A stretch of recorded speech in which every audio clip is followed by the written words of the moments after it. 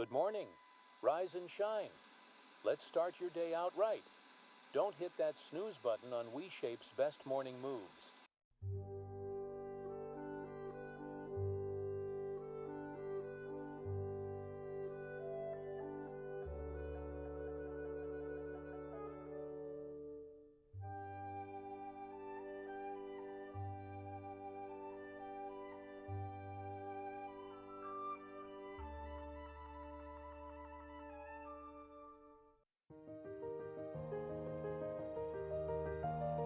Let's master your morning routine.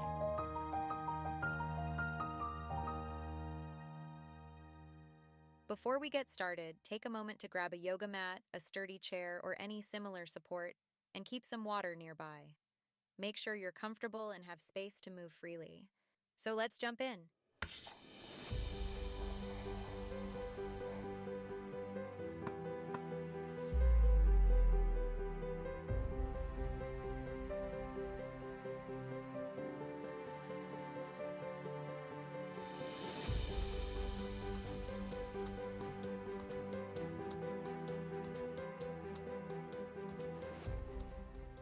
Hello, everybody, and welcome to our live this week. We're going to be doing a live today about mastering your morning routine.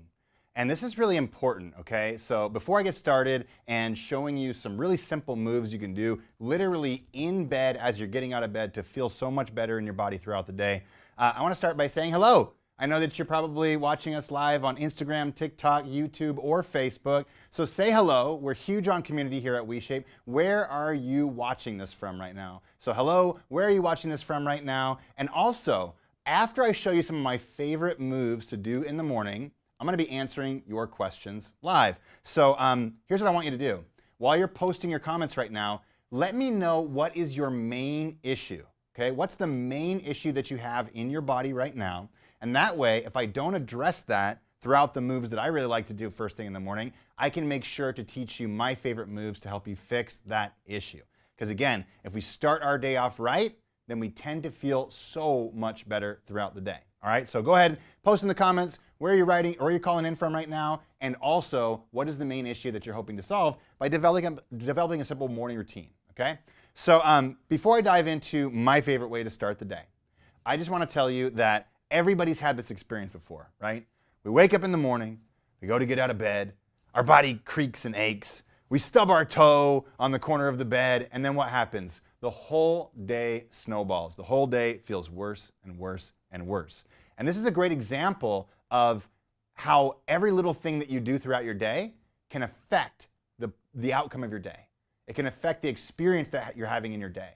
And so if you literally start your day off and grab control over it by doing something to take care of your body, to take care of your mind, to take care of your health, to give you more energy, then what's that going to do to your day? Well, I'll tell you, it's going to make you feel so much better throughout the day, okay? So that's my goal today, is to give you several different movements, stretches. I got some breathing exercises I want you to try as well that you can try out to start your day. Now, the biggest mistake that people are going to make who are watching this right now is you're probably going to watch this. You're going to watch me do 5 or 10 or 15 different movements and stretches and things to take care of your body. And you're going to think to yourself, I've got to do all of these every single day to start my day off right. But I'm going to tell you straight up, this is the biggest problem in the fitness industry, is that most of us do too much too fast. Right? At WeShape, we call this the one step forward, one step backwards game. You probably had this experience too, where you start a new routine, you start a new fitness program. I'm going to work out 5 days a week. I'm going to do all this stuff. And then what happens? You get injured, you burn out, you feel like you lose all this time for the other stuff that you have obligations for, and you end up not being consistent with it. So if there's anything I want you to take away from this live, it's that I want you to start with one thing that you start doing every day to take care of your body and your mind so that you can start feeling better. Just one thing. And when you're able to do that one thing every day for a week, then you can add a second thing.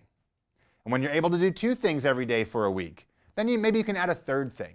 And I would highly advise you not to go over 3, 4, or 5 things that you do every day, which, by the way, should take you about 1, maybe 2 minutes each, okay? So this means less than 10 minutes of your morning routine should be dedicated towards your self-care. I want to get you feeling good, but I also want to get you up and starting your day so you can go on and do the things that are actually important to you. So remember, don't take everything from this and try to do it every single morning. Pick the things that feel like the best fit for you and do those ones every day. And over time, as you're more consistent, you can add more and more things. Because remember, consistency is the key. And that's our goal at WeShape, to teach you how to consistently show up for yourself so you can learn how to move better and feel better. All right? Okay. So, we got a couple already. We got a couple of questions already? Well, just saying what they're stiff back. All right. Remember, if you've got questions about the areas that you are stiff, I'm going to make sure that you understand what stretches, what movements to do. So post them in the comments. That way, if I show you my favorite ones real quick, and I don't get to those, then I'll make sure to get to some more movements that might be more relevant for you, okay? So I'm gonna go ahead and just lay down here in my bed, and I'm gonna tell you how I like to start my day every single day. Now, this might be a little bit anticlimactic, but this is really important because this is, in my opinion, is probably the #1 thing you should be doing every single morning, okay? And it's not some crazy movement. What it actually is deep breathing, okay? Now, most of us, what you don't know is most of us breathe into our chest like this. We lift our chest all day long, okay? This actually activates the sympathetic side of our nervous system, the fight or flight side of our nervous system. And what we really want to do is we want to breathe in a way that activates our parasympathetic nervous system, our rest and digest side of our nervous system.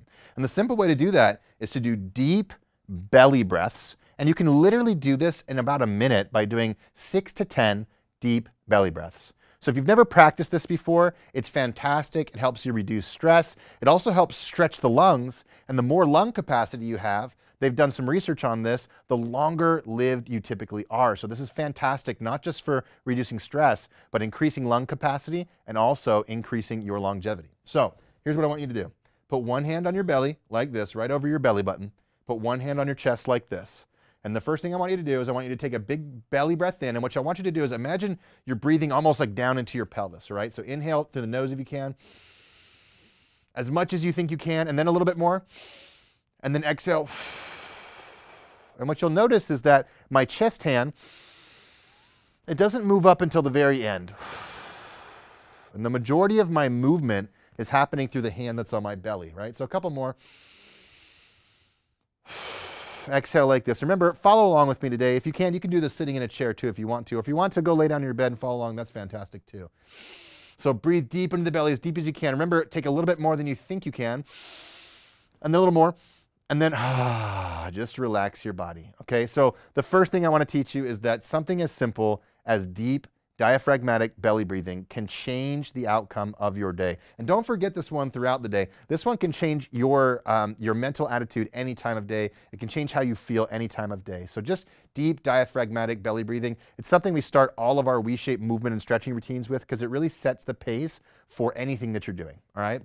So if you enjoyed that type of breathing, there's another type of breathing I'd like to share with you. This one really wakes you up fast. This one comes from a Tibetan tradition called Tumo, and more recently you see somebody called Wim Hof talking about this type of breathing, all right? I'm going to show you a really short variation of this, but it's a more fast and aggressive way of breathing that kind of excites the nervous system, blows off CO2, and typically makes you more awake, okay? So this one's going to be similar, where we want to do that deep belly breathing, but we're going to keep a faster pace. So I'm going to show you what this looks like, and it's going to be hard for me to talk through it while I'm doing the actual breathing with them, but you can try following along. You're going to go like this. Inhale all the way, and then let it go. Inhale all the way, and then let it go. Inhale all the way, and then let it go. And typically what will happen is you can do this about 20 to 30 times in just 1 minute. And on the very last breath, after you do about 20 to 30 of these, you're going to take a big belly breath in. You're going to hold for 1 second, and then you're going to go, and let it go. And then I want you to pause and not inhale until your body feels like it has to. And what you'll notice is this type of breathing makes it so that you don't have to have oxygen inside your body because you've blown off CO2 and you've oxygenized your blood. And so this is a great type of breathing that gets your body really relaxed, but also gets your mind energized. So this is another fantastic type of breathing that you can do first thing in the morning. And look at me, I haven't even moved yet. So I wake up in the morning, I find a good position. I do some sort of breathing exercise first thing in the morning for a handful of minutes just to make my body feel good and to kickstart my day off right. Okay? Now, I'm going to talk about loosening up the hips and the lower back and the hamstrings because these are really commonly tight areas of people's body. Okay? So, if you have tight hips, if you have a tight lower back, one of my favorite ways to loosen up the hips and the lower back is to bring both legs up like this. I have a little bit of a wider stance right now, and to do some hip 90-90s. So what I'm going to do is just let my hips drop to the outside like this, and this one to drop to the inside. Then I'm going to go ahead and swing my legs over just like this. And I'm just going to go back and forth, slowly, trying to get full range of motion as I swing my legs from side to side like this. Now, all the movements I'll be sharing with you, you can do them for any amount of time, but typically I recommend doing them for about 1 minute, maybe 90 seconds maximum, because they can really, really help you loosen up your hips. This one can help you loosen up your hips and lower back. And something just to remind you of, I am not in your body. I am not the guru of your body. You are the guru of your body. And so what we want to teach you here at WeShape is to listen to your body. So if this hurts, don't do it, okay? Listen to your body and do the things that help you feel better, okay?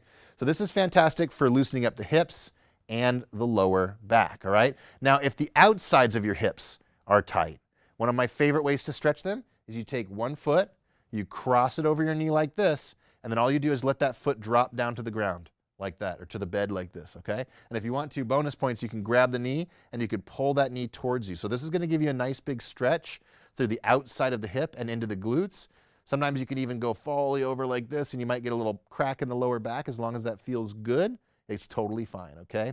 Now this one, what we wanna do when we're doing any stretches is we wanna go back to our deep breathing. When we breathe in a relaxing way, we tell the muscles to loosen up.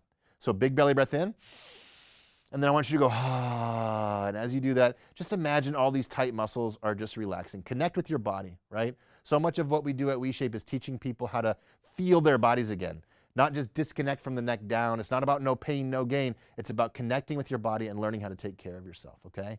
And so doing this stretch, gosh, that's such a fantastic stretch for the outsides of the hips and the glutes. I'm gonna go ahead and repeat it on the other side just for my own sake. I don't wanna be twisted. So twist to the side. You can grab your knee and pull down like this. Oh, it just feels a real deep stretch through the glute right here. And again, big belly breaths in and exhale, just like this. By the way, I hope you're following along. If you're not, put your phone down, put your tablet down, go lay down on the couch or in bed, follow along to some of these movements, because I promise you by the end of this live, your body's gonna feel so much better, because that's what we're about, teaching you how to move better and feel better. And by the way, if you haven't already, post in the comments, where are you struggling? Like, what's tight on your body? What's injured on your body? Where are you weak in your body? And that way I can make sure that by the end of this live, I give each and every person who's watching this some sort of movement in their morning routine that's gonna help them feel better in their body, okay? Okay, now another area of the body that's really tight on a lot of people is the hamstrings, the backs of the legs right here, okay? And one of the best ways to improve hamstring flexibility is to put a towel or a yoga strap or a belt or something by your bed, okay? When we put something in the way, we do it every day, okay? And so part of becoming more flexible or increasing your range of motion or your mobility is consistency. And so if all you do is put this on your nightstand, and you can do this before you go to bed at night, and you can do this before you get out of bed in the morning, take your towel, your belt, your strap, whatever it is. What you're gonna do is you're gonna put it over the ball of your foot, right here. Not the arch, not the heel, the ball of the foot. I'll explain why. Then you're gonna straighten your leg like this. You're gonna pull your toes towards your nose, and you're gonna lift your leg up like this until you feel a nice stretch through the calf and through the hamstring. And this leg right here, you can either keep it bent like this. Some people feel like that's more comfortable, especially if you have lower back pain, or you can straighten it like this, which will cause a little bit of a hip flexor stretch at the same time. But just like before, we're gonna hold this position, inhale deeply into the belly, exhale, and every time you exhale, you try to lift the leg a little bit higher, okay? Now pay attention to this. When you're doing this stretch, my favorite way to switch legs, I bend the knee, I lift my leg, I put the ball of my foot in there, and I just straighten my hamstring like that. A great way to just make it really simple on you when you transition it from side to side, okay? Now, when you're doing this stretch, I wanna point something out.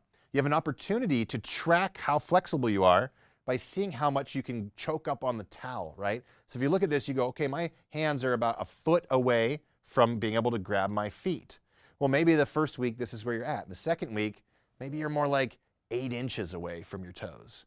Maybe the third week, you're about 6 inches away from your toes. Maybe you're really getting close to your toes. And the goal would be eventually, can you work up to being able to grab your foot with both arms while still keeping your back nice and flat on the bed, just like this, okay? That's one of my favorite ways to loosen up the hamstrings while lying in bed.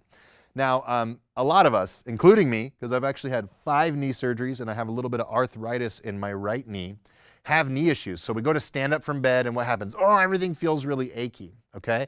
And I want to show you one of the best ways to bring blood flow, to bring fluids down to your legs so that it's easier to stand up in the morning, okay? And this movement is real simple. Lying in bed, all you're going to do is point your toes and then lift your toes towards your nose, just like this, okay? This simple toes flexing and extending forward and backward like this is fantastic for getting the blood flow from your heart all the way down through your hips, your knees, and into your ankles. And surprisingly, if you do this for about 1 minute and you focus on full range of motion, like really point your toes, really lift your toes towards your nose, right? You're gonna feel the muscles of your lower leg start to feel pumped up. And that's when we know we've done enough of these, okay? This is another fantastic thing that you can do first thing in the morning. Really helps with the lower body, makes it feel so much better, okay? All right, so these are some of my favorite things to do while I'm in a lying position. So as you can see, I literally could wake up in the morning and I could do a handful of these moves, the deep breathing, I could do the hip 90-90s, I could do the hamstring stretch, I could do the ankle pumps, all of that without really changing my body position, okay? But if I want to start working on the other parts of my body, now I'm going to start to sit up and go through some more movements and stretches that I'll show you about right now, okay? So what I'll do is first, how do you sit up properly? All right, so a lot of people will do this kind of thing in bed, and that doesn't really set a good pace for the day, okay? So what I want you to do is this. I want you to learn a simple way to sit up more effectively that's gonna strengthen your core, protect your back, and make it easier for you to get up from bed, all right? So what you're gonna do is this. You're gonna take one foot, and you're gonna bend the leg, and you're gonna bring it to this side. So if I wanna go this way, to my right side, I'm gonna bring my left leg up into the outside like this, okay? From there, I'm going to take my left arm, and I'm gonna punch it across my body while I drive my right elbow into the ground. So the goal is this. I'm gonna push my foot, I'm gonna punch my arm, and drive my elbow. So I'm doing like almost like a half crunch like this, okay? Then in this position, I can place both hands down on the ground and I can come to a seated position safely, all right? When we utilize the leg to roll to the side and then the elbow and a little bit of momentum in the arm, it's one of the easiest ways to learn how to get up from the floor or from your bed more safely, and it works your core in this beautiful contralateral fashion, which is really important for core strength, and it protects the spine, okay? Now, if you have bad posture, all right, if you notice that your chest is tight and your upper back is rounded like this a lot of the time, I'm gonna show you one of my favorite stretches to do for your shoulders and your posture while sitting up in bed. You can take your hands behind you, turn your fingertips to the outside like this or point them backwards, and then all you do is pull the shoulder blades back, drop the shoulders away from the ears, and just kind of walk your butt forward, all right?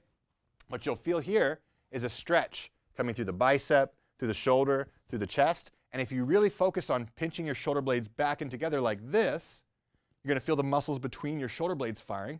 And it's really important to activate those muscles because those muscles are what pull the shoulder blades back like this, which help correct and improve our posture in the first place, all right? So this one's great, just opening the chest, squeezing the shoulder blades together, really lifting the entire time. I imagine like I'm lifting my heart towards the sky. Sometimes you get some snaps, some crackles, and some pops while you're doing this, but it's such a fantastic stretch and it makes your body feel so good. Makes your posture so much better too. Remember, I want to show you some more moves to help you build your own morning routine in just a sec. So if you haven't already, post in the comments on Instagram, TikTok, YouTube, Facebook, wherever you're watching in from right now. Let us know, where are you tight, where are you weak, where do you have aches, pains, and injuries, so I can make sure to touch on that in just a sec. So I'm going to just do a few more of my own favorite movements, and then I'm going to go ahead and do my favorite movements for the issues that you're posting in the comments right now. Okay, so post them, my team's going to collect those, and we're going to rip through those after I show you my favorite moves, okay? So now, what I want you to do is this. You can swing your legs over, and now we're at the edge of our bed, okay?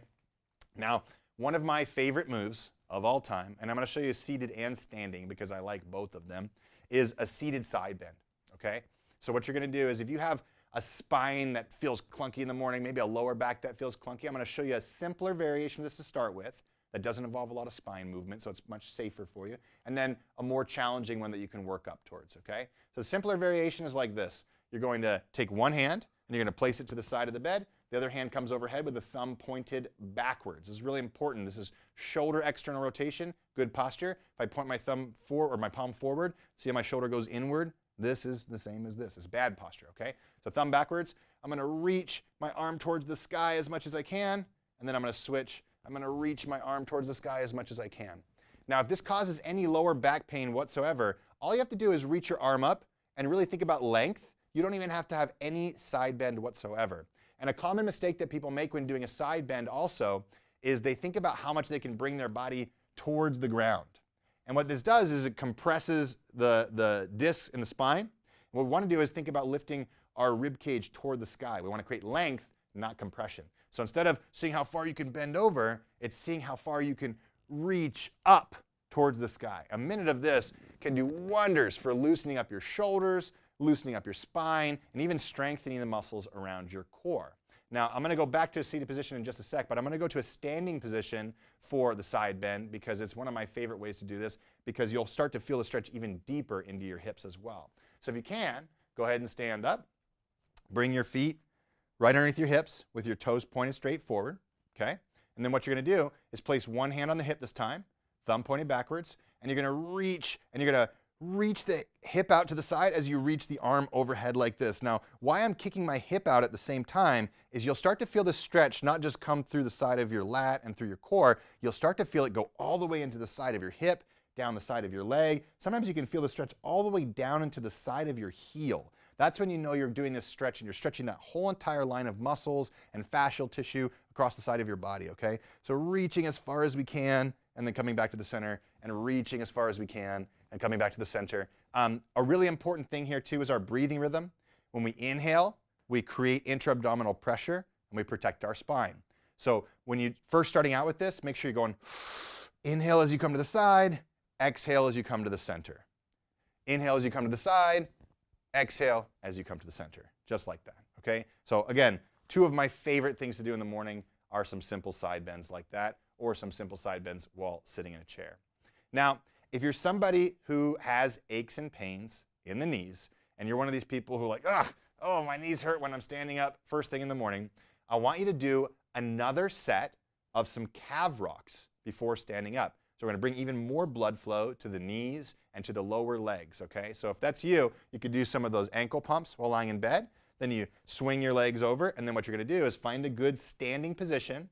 So feet are slightly wider than hip width, toes are turned outward, knees are pointing the same direction as the toes. Then you're going to lift the toes towards the nose and drive the toes in the ground. We'll do another minute of calf rocks like this.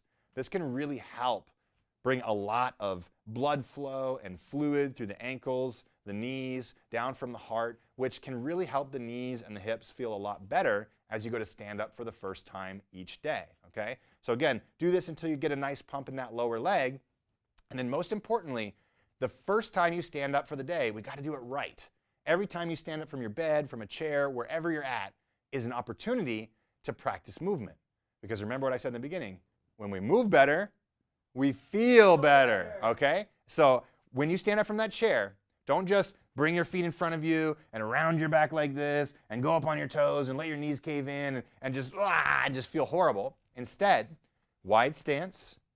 This is really important. We want to make it more of a hip movement, especially for people with achy knees. Bring your belly button towards your thighs like this while maintaining a nice flat back. So I'm not rounding my back forward. I'm keeping a nice neutral spine, okay? So I'm just bringing my belly button forward between my thighs like this. Now drive the heels into the ground, and instead of thinking about driving your head towards the ceiling, imagine you're shoving your hips forward and up like this, okay? So if you have to too, you can use your hands on your knees. So we're gonna bring our belly button between our thighs, press into our heels. It's okay to be forward more like this as long as the back's flat, and focus on hips forward as we stand up tall.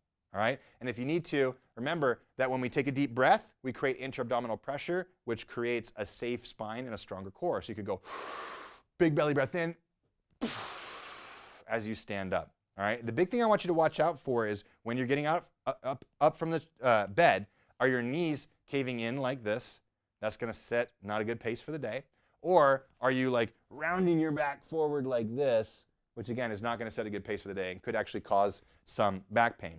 Now, if you want your knees to get stronger, your hips to get stronger, your core to get stronger, this is a killer opportunity for a lot of people. Instead of standing up out of bed and then just walking off and feeling like my body still doesn't feel good, what would happen if for the first week, maybe you did stand up and then sit down, and maybe you just did 3 of these for the first week, right? Again, you can use your hands on your knees for support if that feels better for you.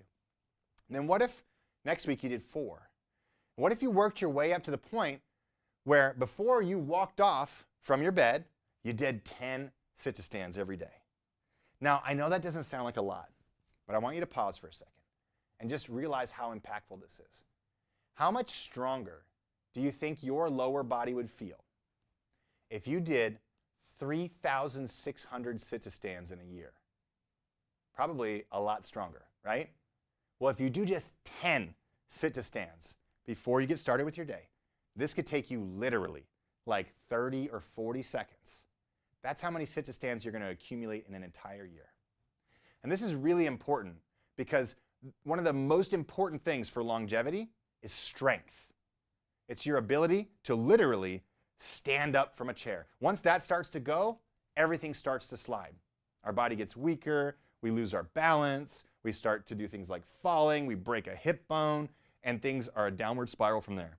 So maintaining lower body strength, incredibly important. And by the way, we've been talking about this new study too that recently came out where they actually found that thigh muscle girth is really helpful for longevity. In fact, it's one of the most important muscles for longevity. They found that every centimeter that your thigh muscle was bigger reduced all-cause mortality by 4%, okay? And even people with low body weight with skinny thigh muscles had a higher chance of dying from all-cause mortality. So strong legs, so important, and you can start developing that strength as simple as working up to 10 simple sit-to-stands first thing in the morning, okay? Now, one more thing I want to mention is that so many people have watched our YouTube channel, our Facebook, our Instagram, our TikTok, where they've learned how to do simple things to help them move their body better. And you might have even gone to a gym or joined another program, and what happens? They teach you how to do these moves the right way, or at least if they're any good, they're trying to focus on teaching you how to move better so that you feel better. But not very often are people focusing on your gait or your walk, how you walk. And so I want you to pay attention. The first 10 steps of your day are important. Like this is about your morning routine, and how you start your day impacts your entire day. And so if you get up from that chair and then you just go walk off and you're like this, right? You're not going to feel good. So even after you do whatever things that you're doing in this morning routine to feel better, one of the most important things you can do is this, and I'll explain it to you right here, okay? Instead of just wobbling off and not thinking about your walking, I want you to take 10 mindful steps. 10 mindful steps every day before you go about your day, okay? Now, what does a mindful step look like? Most people, especially people who are over 50, especially people who have aches, pains, and injuries in their lower back, their hips, their knees, and their ankles, which is a lot of people who follow us on social media, they walk like this. It's called the waddle. We move our whole body from side to side like this. Now, this isn't your fault. This is a really common compensatory pattern that the body picks up in order to be able to maintain the ability to walk. But what happens is this right here is the same as this right here. And over time, as we do more and more repetitions of walking with this side lean or this waddle, we start to wear down our joints and we start to put pressure on our lower back. So like I said, every time you get up is an opportunity to practice 10 really good mindful steps. And so here's how to do it, all right? So you can bring your feet close together, and if you need to, you can use a wall for support as you do this, all right? Sometimes it can help you with your balance. But what you're going to do is you're going to put your finger on your nose and your finger on your belly button. Now this is our proprioceptive cues, our felt cues that I want this finger stacked on top of this finger the entire time. So the moment you take a step and you start to feel this finger go this way, you're not in alignment with this finger right here. I want you to correct it, okay? And what we're going to do is this. We're going to shift our weight to one foot. So now the line goes nose, belly button, toes. and then I'm going to take a step, and I'm going to shift my weight to the opposite foot, and this time I'm going to shift my entire center of mass, nose, belly button, toes, over that foot. And I'm going to do that 10 times, 10 steps, making sure that I shift my entire center of mass, and I stay tall in my posture and through the top of my head. And then I'm going to go about my day, okay? That's a beautiful opportunity to take these moments in your day, and especially first thing in the morning, to practice movement, to connect with your body, and to be really mindful about caring for yourself, because you're the only one who can do that. And if you start your day off right, you're going to feel so much better throughout the day. So remember, I just showed you a handful of moves right now. It's not about picking all these moves and doing all of these things. Like I said in the beginning of this, pick one thing that you're going to do every single day. And if you can do that consistently for a week, pick another one. And then if you can do that consistently for a week, pick another one. And then really you don't need more than a few different things to do first thing in the morning. And when you do it, it's going to make you feel a whole lot better. All right? So I know this is pretty quick, and I went through my basic favorite ones. But now I'd love to go through some Q&A here. So if I didn't touch on a move that you felt would touch on any sort of ache, pain, injury, weakness, or flexibility restriction you have, I would love to go through them right now with you. So post in the comments, let us know, where are you tight, where are you weak, where are you hurt, and let me see if I can come up with some movements that you could do for your morning routine every day to help you feel good again. All right? So go ahead and post right now. My team's going to pull them out of the comments, and we're going to make this happen. So what do we got? Rotator cuff and shoulder. I love it. Rotator cuff and shoulder. Okay. So this is, I'm going to go back to a lying position here, because this is one of my favorite ways to really stabilize the shoulder blade and work on our external rotation. So when we have rotator cuff issues, the way we want to strengthen that is we want to work on our ability to externally rotate the shoulder capsule and stabilize the scapula. And what I mean by that is, you know, if I'm moving my shoulder and my whole entire arm is moving with it, my scapula isn't strong, I'm going to put all the pressure inside the shoulder capsule, and that means I'm going to hurt my rotator cuff, okay?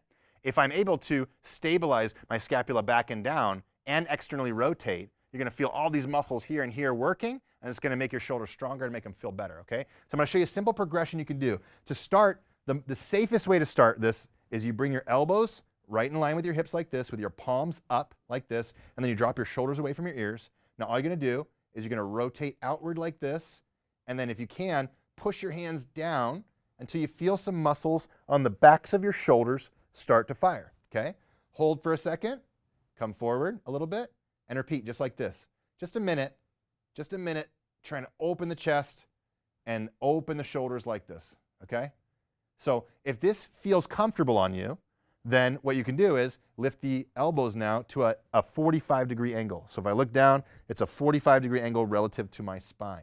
And I'm going to do the same thing.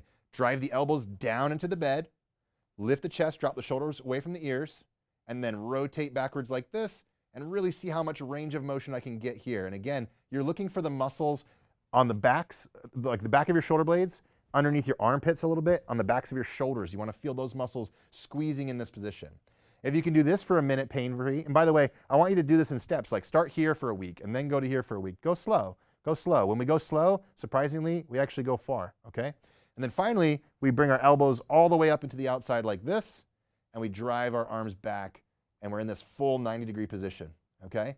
Usually by time you're getting here, if you're doing this pain-free, and we're doing this every day for about 1 minute to really activate those muscles, and then you build more awareness throughout the day that what does it feel like to have a stable shoulder? Your shoulder's going to feel a lot better. You're going to protect your rotator cuff, and it's going to feel good, okay? I got one more for you, too, just in case that one doesn't feel good. We just hosted a live event.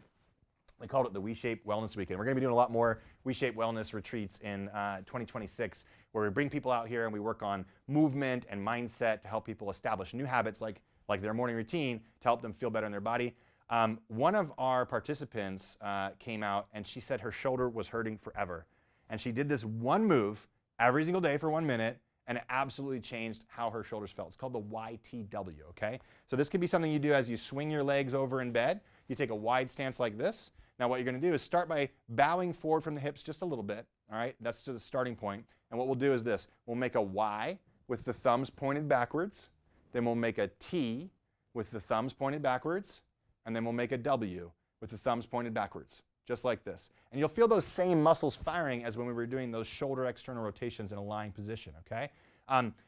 Over time, to make this more challenging, you can bow forward more from the hips. The more you bend forward like this, the more strength is required to be able to make that full range of motion with the Y, the T, and the W. And again, a minute of this can do wonders for activating and stabilizing your shoulder blades, creating more range of motion. And all of this stuff right here really helps improve posture, which is something that a lot of people struggle with as well.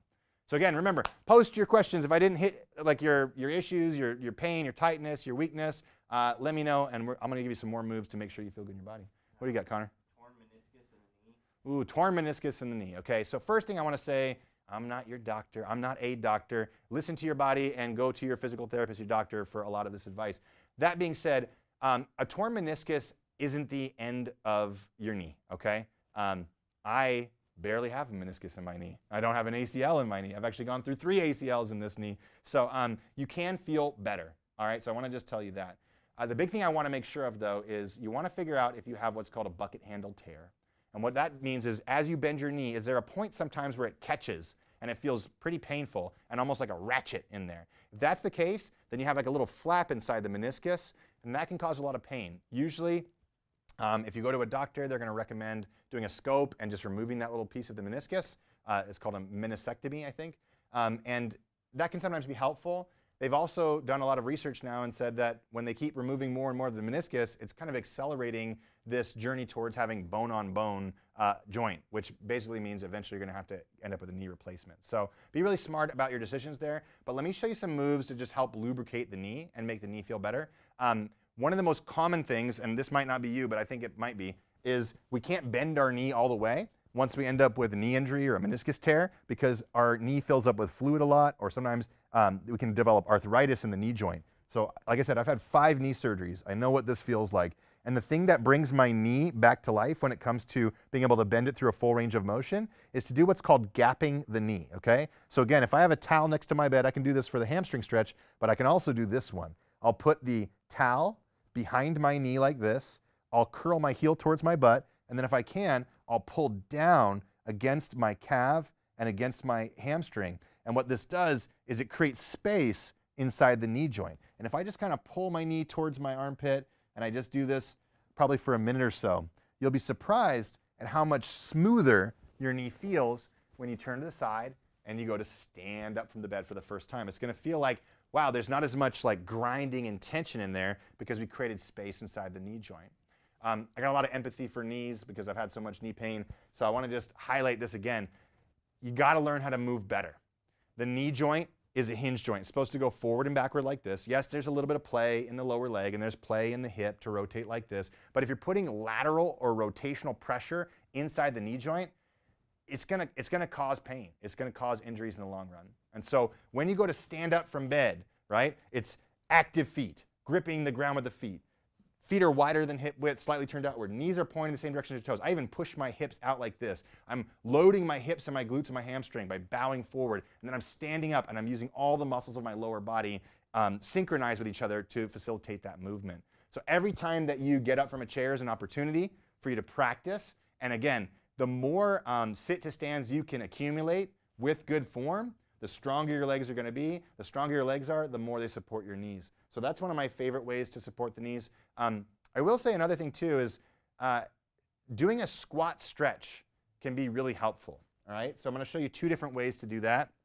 I'll show you the harder way first, and then I'll show you an easier way second, okay? So a simple squat stretch means, it's as simple as it is. It's just coming down to the edge, working your way down to a deep squat. When we're first starting out, sometimes it's just like sitting on the edge and pushing the knees out like this. Once we get a little bit more flexible, we can bring our body down like this a little bit more, but still utilize the hands behind us. Then what we can do is we can shift our weight forward, which will mobilize the ankles. We can start to bring our hands forward like this, push our knees out like this. Sometimes I like to grab my ankles like this as I shift my hips from side to side. But spending some time in a squat position like this is so beneficial for your ankles, your knees, your hips, and your lower back. Now I know a lot of people watching are like, ha! That's never going to happen, right? So let me show you a great way to spend some time in a squat position while in bed, all right? So what you can do is this. Come into bed, find your width of a normal squat, so your knees are slightly outside of hip width, okay? And what you can do is you can bring your forearms down like this, or you can go up on your hands like this, whatever feels more comfortable. And then what you do is just drop your butt towards your heels like this and try to keep a nice flat back. So I don't want you to do this. I don't want you to do this rounded back thing like this, but it's just trying to open the hip joint as you come down. When you feel your tailbone start to point down, then it's like you've gone too far, right? So like right about there is good for me, and then come back up, right? Now, I'll tell you a fun way to do this to see if you've rounded your back. You take a water bottle and you put it in the small of your back like this. And then you go forward and backward while you keep that water bottle balanced in a little bit of an arch in the lower back. And that gives you a signal of when you're going like this, or maybe sometimes if you're rotating from side to side. Now, how do we make progress in this? We bring our butt closer to our heels, or we bring our knees wider. This can be a great way to loosen up the hips. And I'll show you an even bigger bonus. One of my mentors showed me this one, is as you come forward, you work on hip internal rotation strength, which can be really powerful for people with knee pain. You lift the leg up and rotate out. You lift the leg up and rotate out. Then you bring your butt back towards your heels. And then lift, lift, butt back towards the heels. This one's fantastic. And one thing I want to say is we're talking about morning routine today, but you can apply this to your nighttime routine. And if you have trouble sleeping and you wake up feeling crappy, try doing 2 or 3 of these movements or stretches before you go to bed. And what you'll notice is, wow, my body feels so much better when I'm going to sleep. And you know what that means? Typically, your body feels so much better when you wake up. So sometimes your morning routine starts the night before, right? So make sure you have your towel next to your bed if that's the stretch you want to do. Make sure you know the movements you're going to do for the day, and do a few of them maybe the night before as well, so your body feels good.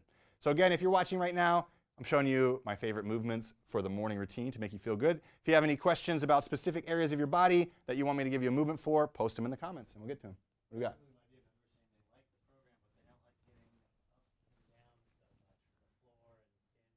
Oh, I love it. Oh, this is good because I can address it right here. Okay, so if you guys don't know, WeShape builds customized workout plans for all of our members, right? So we teach people how to move better, feel better, and then we give you movements and stretches that are customized to your body. So if you have, for example, tight hamstrings, you'll have more tight hamstring movements in your workout routine and your stretching routine.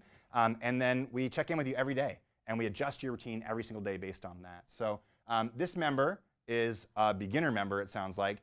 And one of the biggest mistakes I see people making in our program is all of the level 1 movements that we do in our program are actually designed for people to be done in bed, right? So when we built WeShape, we wanted to make sure that we could give someone who was unable to sit up from bed a workout program that they could actually do.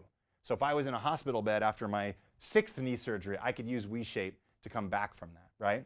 And so if you're a WeShape member and you're doing our workout routines, you like the workout routines, but say we're going, we're gonna stand up and then we're gonna do some side bends like this, and then all of a sudden you're like, I don't wanna lie down on the floor and do some glute bridges. Well, let me show you the best way to do it. You work out next to your bed or a couch, you sit down in your bed, you swing your legs up like this, and you can feel free to do those glute bridges or whatever it may be in your bed, okay? So that's pretty cool. A really simple way to make it easier to get up and down off the floor is to just do the floor movements in your bed or on a couch. I do just want to call out too, we just launched a new feature in our movement routines for all of our members where you can actually switch the order of the movements around. So if you have standing movements, seated movements, lying movements in your routine, you can switch the order of those around to help facilitate a better experience for you. So I hope that helps. Yeah, what do we got next? Oh, neck. I forgot the neck. I can't believe it. This is actually one of my favorite ones. I should have done this one earlier, okay? So the neck. Fantastic to do this first thing in the morning. And this is one of the moves that you'll do when you swing your legs over to the edge of your bed, okay? So what you do is this. Come to the edge of your bed like this. If you can, see if you can grab on to like the bottom of your mattress. If not, maybe just grab a handful of a sheet, something like that. Something to anchor your hand down. Another way to do this too, just sit on your hand. Right? So there's a lot of different ways to do this. I'm going to show you why this is important. If I go to stretch my neck sideways like this, watch my hand. If I don't anchor my hand, watch what happens. Oh, look, I'm stretching my neck. No, actually what's happening is I'm just in this position and I'm just bending through the back instead, okay? If we really want to get a deep stretch from the shoulder all the way up the neck and into the ear like this, if we can grab onto something and anchor our hand down like this or sit on our hand like this, then what you'll do is go tall to the top of the head and then come to the side, but try to reach your face toward the sky while you come to the side. So you can see my range of motion isn't very far, but oh my, I got a little crack too just there. That was nice. It goes all the way from the tip of my ear, down my trap, into my shoulder, sometimes all the way down into my forearm as well, okay? So just doing this stretch like this, you can literally hold this stretch while you breathe and relax, or you can go from side to side like this, do a little bit of neck mobility from side to side to kind of loosen up the tension of the sides of your neck and your trap muscles. And in a more advanced way, don't do this unless you're comfortable with it, it feels good. You can anchor that hand, come to the side, and if you want, you can place your hands on your temple right here, and you can just use a little bit of extra encouragement from that arm to deepen the stretch as you breathe deep and exhale and relax, okay? So that's one neck movement you can do while sitting on the edge of your bed. A couple other neck movements you could do. Nice tall posture, shoulders down away from the ears. You can just turn and look over your left shoulder, and you can turn and look over your right shoulder, and just do some basic neck mobility, okay? This can be fantastic for, again, just getting some fluids around your neck and your cervical vertebrae and making your neck feel so much better, all right? And one more for you, all right? It's looking down at the ground, bringing your chin to your chest, and then bringing your face toward the sky. I say face to the sky. I don't want you to crank your neck back. I want you to lift your face toward the sky. Really important here. Shut your chin and push it up forward like this. When you do that, what you'll feel is all these muscles right here, the scalenes coming down the front of the neck, those will be stretched. So lift the back of your head towards the sky, and then lift your face and your jaw towards the sky like this. And again, 10 of those will feel really good on your neck. All right, what do we got? We got a lot of tight hips causing balance and mobility issues. Okay. Tight hips causing balance and mobility. All right, so I already showed you guys a couple ones. The hip 90-90 was one that I did in bed like this. This can be helpful for loosening up the hips.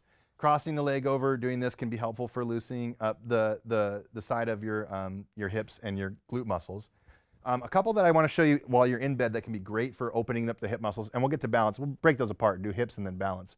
One of them is butterfly, lying butterfly. Now, why I like lying butterfly is you stretch your groin, you stretch your hip external rotation, the ability for your hip to externally rotate like this. But you know what's cool about this one? The first thing I showed you was some deep breathing. So one thing I didn't tell you is sometimes when I want to do some deep breathing, I pull my legs into the lying butterfly, I put my hand on my chest and my belly, and I do my deep breathing just like this. So you can double down by doing some butterfly and some deep breathing, okay? Now, another thing that's really great for the hips and the lower back is happy baby pose. Oh Lord, do I love me some happy baby pose, okay? So I'm gonna show you a few different variations because not everybody can do happy baby with their hands on their legs. So if you're a beginner, start out with lying butterfly. And then if you can, bring your knees up and grab the backs of your knees like this. And what we want to do in happy baby is not bring our knees into our chest. This isn't like a knee hug. It's imagine bringing your knees like into your armpits or to the outsides of your shoulders. So there's some width there that we want to have, okay? So bring your knees up like this, right? That's the money shot right there, okay? So knees should stay nice and wide, okay? Now, from there, what we want to do is if you can do that, you can grab onto your shins or your calves like this and pull down into your armpits. If you can do that, you can grab onto your ankles. If you can do that, try grabbing on to the bottoms of your feet. And every time you can see my knees are coming closer to the bed in this position, okay? Now, if you're in this position, how do we continue to stretch the groin more and the hips more? Well, keep your hands on your feet and then start to straighten the legs, okay? At first, it might be here. Now you're gonna get your hamstrings and your groin. Then here, then here, then here. And eventually, you might be able to do a full straddle happy baby just like this, which is just, again, fantastic for stretching the groin muscles and can be fantastic for making the hips feel better, okay? Couple other ones for you on the hips. You can also do your hip 90-90s in a seated position. So sometimes if we have hip issues, doing them in bed may not be the best way, but we can come to the end of the bed.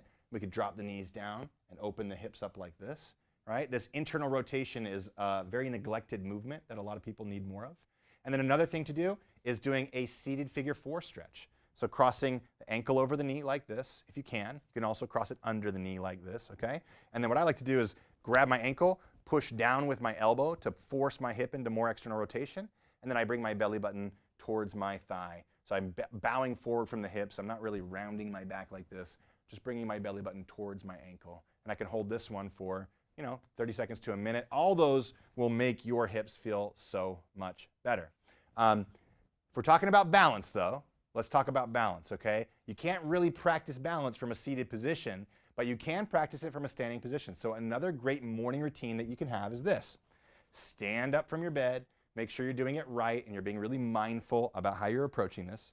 Now what you're gonna do is I told you how to walk and have good balance when you're walking, right? Where your nose and your belly button is right over your toes as you're transferring your weight from side to side. But if you have a nightstand or a wall that you can use, that can be fantastic for this particular movement, okay? So what you're gonna do is you're gonna walk up to that wall, and if I'm gonna be balancing on my left foot, I'm gonna use my right fingertips against the wall, okay? Now what I'm gonna do is I'm gonna shift my weight to my left foot and be really mindful. Watch my knee. I don't want my knee to go like this. As I shift my weight, I don't wanna go like this, where my hip is caving in. That's gonna put pressure on it. The knee actually externally rotates. It turns outward slightly so that my center of mass can come over the foot, okay? Then I'm gonna lift this leg and I'm gonna put my 5 fingertips against the wall like this, all right? And I'm gonna use my hands against the wall for support.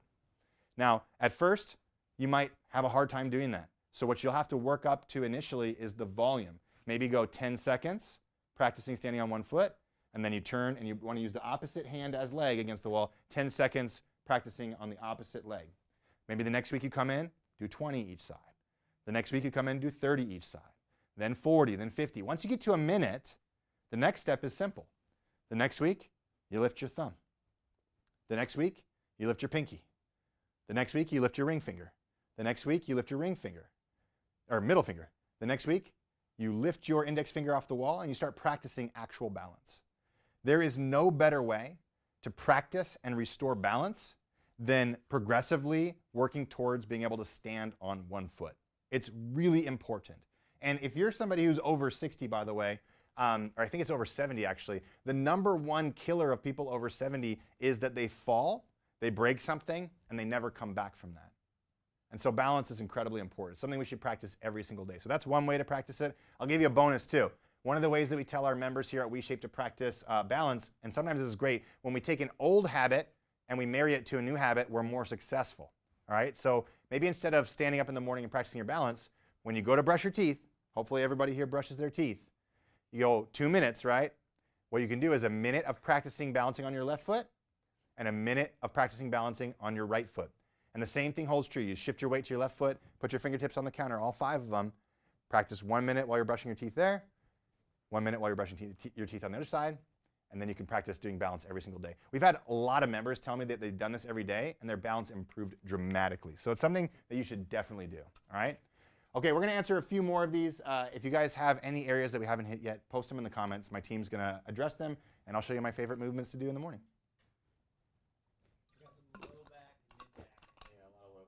Low back and mid back. Okay. Let's talk about low back first, and then I'll show you some ways to stretch the mid back and also just some clarity on what it means to stretch the mid back in the first place. So, okay. Nothing. I have never seen anything work better at helping someone recover their core strength and protect their lower back than a simple move called the elevator. Okay? Now, this is a really interesting way to learn how to activate your core. And when you learn how to do it this way, and then you start applying it to actual movements in your daily life, it's going to stabilize and protect your spine, which is going to prevent injury from happening again, and oftentimes allow the spine to heal itself. Okay? Now, I'm not your doctor. I'm not your physical therapist. Maybe you have some really bad traumatic injuries in there that won't be fixed from this. But typically, this will help almost everybody who has lower back pain feel so much better and be able to move more freely in their life, okay? So here's how it works. Typically, when people tell you to activate your core, what do they say? Draw your belly button towards your spine like this. Pull it in, and that way you activate your transverse abdominis, okay? But we actually made a video about this the other day. It'll come out pretty soon. If that was the best way to stabilize your spine, go ahead and draw your belly button towards your spine and tell somebody to punch you in the stomach and tell me that you're able to brace against that, right? Boom, you won't be able to do it, okay? How would you brace to a punch? You would go, oof, you would tighten everything down, take a big breath in, and create intra-abdominal pressure. So that's what we're gonna do with this movement called the elevator, and you can practice this every day for 1 minute while you're laying in bed, okay? So we take the belly button right here, and we take the hip right here. And right in the middle of that, about halfway between those two, we take these 2 fingers here and we push them here, and these 2 fingers here and we push them on the other side. So these are the people, All right, see their little legs? Okay, I'm gonna push them into my belly. Then I'm gonna take a belly breath in, and I'm gonna squeeze my core muscles, and that's the elevator. The elevator is pushing the people up, okay? Now at first, what's gonna happen is this. You're gonna take a breath in, and you're gonna squeeze your core muscles, and then the moment you exhale, everything's gonna go soft again. That's okay. That means you don't have a strong mind-muscle connection to your deep core muscles yet. Over time, you'll be able to do this without the breath. But the next progression is take the belly breath in, push the fingers up, and see if you can take shallow breaths in and out. Like that, just little shallow breaths. See if you can hold that core tension for the entire minute, okay? Then after that, if you can do that, the next progression is push the fingers up without the belly breath in, and see if you can just hold that for the entire minute. Practice talking while you're doing it. Practice exhaling all the way, inhaling all the way, and seeing if anything changes. We want to be able to maintain that lift inside the core, that elevator, while doing anything for an entire minute. Now, how does this fix our back pain? All right. So when we have a strong core and we're able to properly activate it with the elevator, now what happens? When I go to stand up from bed, instead of having a weak core and my spine is maybe a little bit disconnected from my pelvis, I can go, I can take that big belly breath in, I can create the elevator, and I can stabilize my core as I stand up. When I go to bend over to pick something up, I'm not rounding my back like this and doing it weak and coming up and hurting my spine. I'm going like this. I'm bracing my core. I'm coming down. I'm coming back up, and I'm maintaining that core strength, okay? So by learning the elevator and practicing it a little bit every single day, then you'll be able to apply it to other movements in your daily life, and then that stabilizes the spine, strengthens the core, and allows the spine to heal, all right? Another shameless plug, at WeShape, we teach people the elevator every single day, and we have several different variations that we teach you. You practice it for 1 minute during all of your customized movement sessions, because this is a fundamental principle of human movement, how to properly stabilize your spine utilizing your core strength. So that's why we practice it every single day during all of our customized workout routines with all of our members. So if you want to try that out, you can go to WeShape.com. You can check us out. There's links everywhere. I'm sure you can find us. All right. What was next? Oh, it was back pain, upper back pain, right? Okay. So I want to talk about upper back pain in two different ways. Because sometimes we have upper back pain that is tension that needs to be released. And sometimes we have upper back pain that's a symptom of the muscles on the back side of the body being too long and stuck in what's called a long, tight position, okay? So if you have bad posture, right? So if you're rounded like this and your shoulders are slumped forward and you're experiencing pain in your upper back and your neck, and you think that stretching all these muscles back here, like, you know, see this stretch a lot where they bring their arm across their body, like, oh yeah, I'm gonna stretch these muscles right here. If you think that that is going to fix the problem, it will make you feel better temporarily, maybe for 30 or so minutes, but then the pain comes back worse. Because what are we doing? This muscle's long, and we're stretching a long muscle to make it longer, which means worse, worse, worse, worse, worse, right? We don't want that. What you actually want in that circumstance is you want to create tone on the muscles between the shoulder blades that pull the shoulder blades back, and you want to loosen up the pec muscles and the shoulder muscles, which will allow the shoulders to be pulled back, okay? So if you have upper back pain and you have bad posture, I want to tell you something that I do every day, 10 times a day, that you should be doing too, all right? So you can do this while sitting in bed. I'll also show you in a standing position. But what we're going to do is take your hands, clasp them behind your back like this, straighten your arms, lift your chest toward the sky, and squeeze your shoulder blades together while dropping your shoulders away from your ears, okay? We really want to activate the muscles in between our shoulder blades. Hold this for 5 to 10 seconds, and then come out of it. And you can do this stretch every day, 5 times a day, 10 times a day. And what I want you to pay attention to is whenever you feel like your upper back and your neck is kind of hurting and your posture is kind of slipping, just even if you're sitting in a chair, just do this, reach as far as you can, and then come back down. And again, you can do this in a standing position, right? So from a standing position, same thing.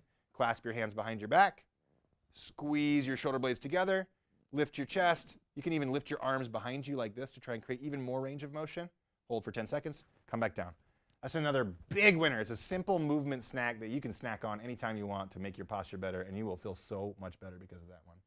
Now, on the flip side, if you have good posture, if your upper back is nice and straight like this, the way I like to look at it from a side angle is I like to think about, is the center of my shoulder hanging off of the center of my ear?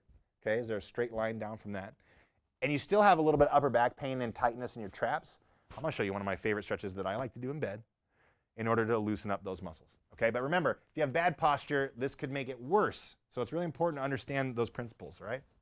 So for this one, I want you to come into a quadruped position on your bed. Okay, now you're going to take one hand up and you're going to weave it in this little hole right here. So I got a hole between my right arm and my right knee. I'm going to weave it in this hole right here. I'm going to drop my elbow down.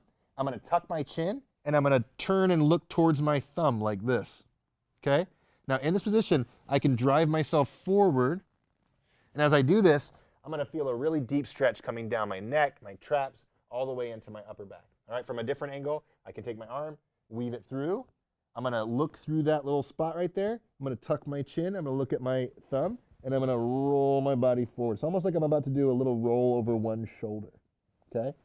Now that is one of my absolute favorite stretches for the upper back and the neck for people who have good posture and have a lot of tension in their upper back and neck. All right, let's do one more, and then we're going to call this one off.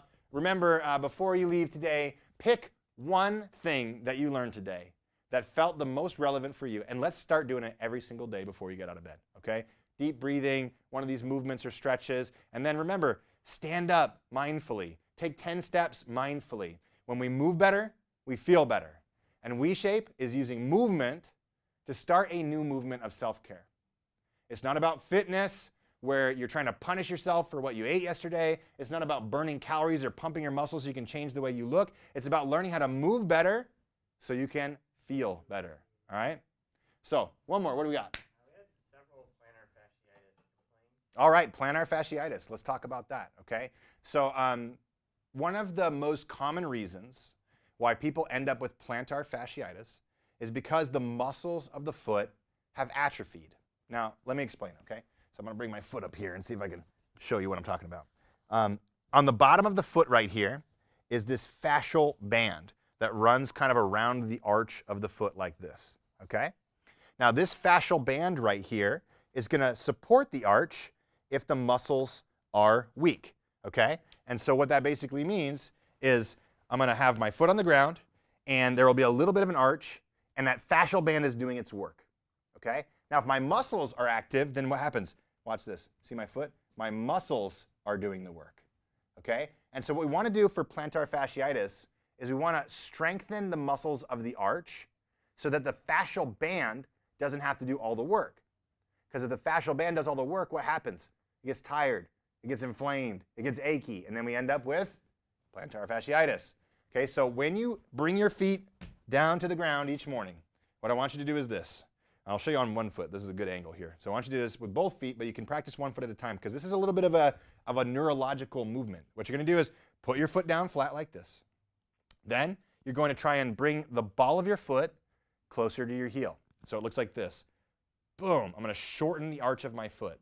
If you're not sure how to do that, one of the best ways to do that is imagine turning your foot this way, inward towards your body. As you do that, you'll see the arch come back. Now, I like to lift my toes too, and then what you'll do is you'll spread the toes as wide as you can, see if you can maintain that arch lift, and then squeeze the ground with the toes. I don't want you to squeeze the toes and lift the ball of the foot off, though. That's just going to make your arch cramp. So remember, it's short foot, toes spread, toes gripped. Relax. Short foot, toes spread, toes gripped, relaxed. Okay? And then you can do it on the other foot. Short foot, toes spread, toes gripped, and then relax. Okay? Short foot, toes spread, toes gripped, and then relax. Now, why is this so important?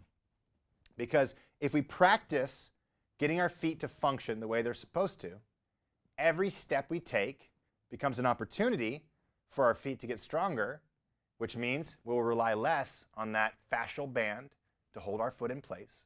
And eventually, the plantar fasciitis will go away, the muscles will be stronger, and you'll be able to get back to doing the things you want to do.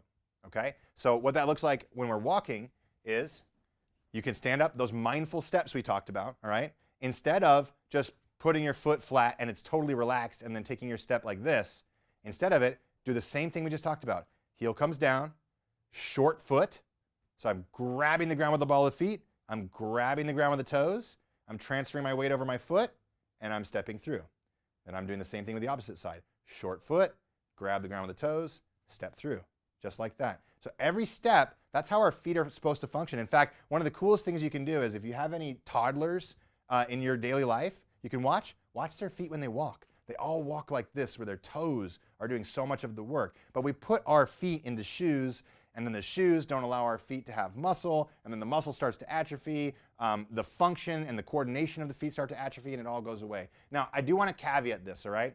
How do you practice this? Because if you have plantar fasciitis, one of the trickiest things is we want to rest as much as possible, but you got to be up on your feet, right? So I'm not suggesting that you just start going barefoot and practicing this short foot gripping the ground thing. You don't have the muscle strength for that yet. What you can do is start by practicing the short foot drill and squeezing the toes in the ground. That might take a week or two just to get coordinated enough to feel like you're doing it right, okay? Just practice that for a minute each side every single day, okay? Then from there, as you stand up and go for your walking, start really thinking about the foot and the toes and do your 10 steps mindfully. Now, from there, if you have plantar fasciitis, it's helpful to have orthotics and arch support because that can reduce the pain that you're experiencing throughout the day. That's the shoe doing the work of the fascial band and the muscles instead of the fascial band getting continuously irritated. It's also wise to try and not be on your feet as much as possible to let that fascial band inflammation heal up a little bit, okay? Over time, what you can do is your 10 steps turns into 20, turns into 50, turns into 100. Maybe around your house, you're taking your shoes off when you come home and you're walking mindfully around the house, okay? But this should be a long-term process. It probably took you decades to get to a place where your feet hurt, and so it might take you a couple years to get your feet to a place where they feel good again. But if I told you that 1 year from now, your feet could feel good again, I'll bet you anything you'd put in the work, right? Well, that's true for your feet, and that's true for the rest of your body. And all it takes is consistently showing up to take care of yourself. So, I hope today I inspired you to pick one of these movements and start integrating it into your morning routine. Do it every single day. And if you can do that successfully for a week, add another one. And remember that fitness isn't about changing the way you look. That's what the fitness industry used to tell us. And that's what really made a lot of us feel like we don't want to do it anymore, because we constantly feel bad about ourselves when we're integrated in that messaging. Fitness is about caring for yourself. It's about learning how to do movements and stretches the right way that make your body feel good. And ultimately, it's about learning how to connect with your body and mindfully move, because when you move better, you feel better. All right? Hope you enjoyed this live, and I hope you all have an amazing morning tomorrow by starting your morning routine off the right way. And remember, hey, we've got another live next week. I just want to mention this. We're going to do a master class. So this is going to be a more comprehensive live. We're calling it the best stretches for you. And the announcement's going to come out on Friday. So make sure, if you haven't followed us, subscribe to our channel, make sure you do so right now. And that way you can look out for that announcement. It's 100% free. Tickets are 100% free. And I'll show you all my favorite stretches for the body and why you should do them for particular issues. So make sure you look out for that, all right? Otherwise, thanks for coming. I really enjoyed spending time with you, and I hope you all have an amazing night and you get started with your morning routine first thing tomorrow morning, okay?